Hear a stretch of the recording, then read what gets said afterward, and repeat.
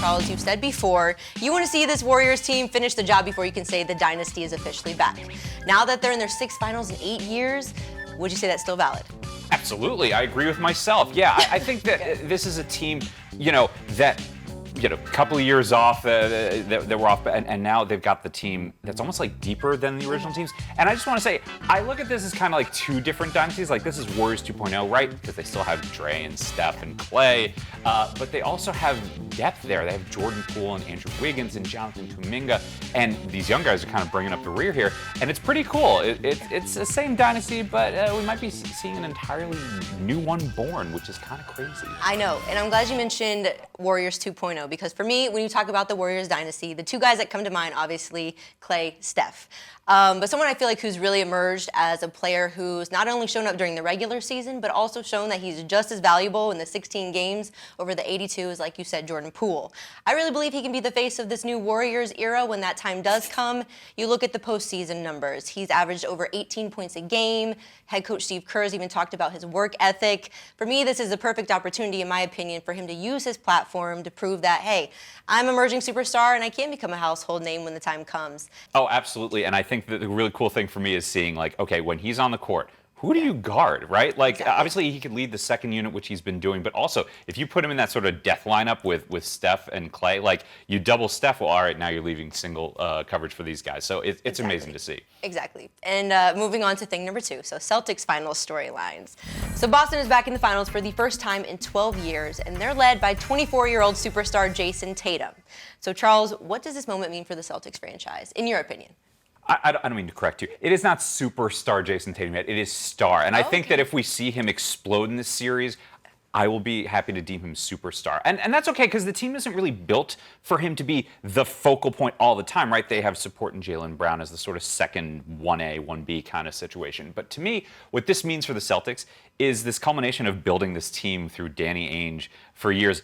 Where I've said, like, I've written, actually, this in print, you can look it up. I've written, like, Danny Ainge, you got to trade one of those top picks for a superstar because it's right there for the taking. Yeah. And when it's right there for the taking in the NBA, you don't wait, you go. But suddenly you've seen this team sort of, like, organically grow in a way that is really cool to see. Obviously, they have support in Robert Williams and Marcus Smart, and they've drafted really well, and they've made good trades like getting Al Horford back. So to me, it's super fun to kind of see this kind of thing grow. But also, let me just say this out there for NBA Twitter. No, it's not building the team the right way. It's just a way to build the team. So we don't have to like pick about like, oh, this is exactly how you do it. You don't build super teams. That's just, let's throw that out the window. So you could say they trusted the process. Sorry, Philly, that was awful. But yes, exactly. They trust the process better. And man, that trade with Philly, whew, yeah. I know. Well, ever since Steve Kerr, this is something that I do think is really important to know. Ever since Steve Kerr has taken over as the coach of the Warriors, they've gone 7-9 against the Celtics. Boston is the only team with a winning record during that time against the Warriors dynasty. And well, finally, thing number 3. So, Charles, I need your X factor in the series, the MVP, and ultimately the winner, and in how many games. All right, I'm going to give you 2 X factors. Number 1 for Boston, Marcus Smart. And obviously, it sounds like a kind of Captain Obvious pick, but to me, Marcus Smart defending like he does on Steph Curry or Clay, I'm guessing he'll be put on Curry. If he does that, Boston has a shot. If he doesn't, it's all over. And for the Warriors, it's Gary Payton, too. It's Gary Payton second. Yeah, he's coming back from injury, obviously, and that's going to be huge for the Warriors if he can play big minutes because he has become a lockdown defender, and I think that he can be a huge X factor in this series. And MVP, I mean, I hate to be boring, but it's going to be Steph Curry, right? Because we know the Warriors are going to win. It'll be like Martin Scorsese finally winning an Oscar for Best Director when he got it for The Departed, because he made so many good movies before that and got nominated, like, Taxi Driver and Goodfellas, and now he finally wins it. Well, it's the same for Steph Curry. Like, even if he has an uneven series, he's still going to win, and it's going to be Warriors in 5. Okay. All right. My finals prediction. So I 100% agree with you on the X factors. Great points you made there. For me, I think the Warriors will come out with a dub in 6. Steph Curry MVP, like you said, is pretty much the only accolade he doesn't have at this point.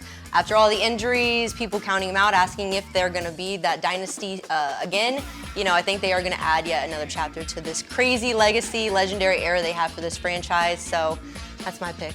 I like it. I don't think it's boring to pick the Warriors. I think, obviously, they're built for this. Up next, Mike Sykes joins Charles and I for a special edition of NBA Twitter Verified. Hey, sports fans, if you want to watch more sports seriously, be sure to check out these clips right here. And make sure you're subscribed to the channel to see all the great content from us here at USA Today Sports.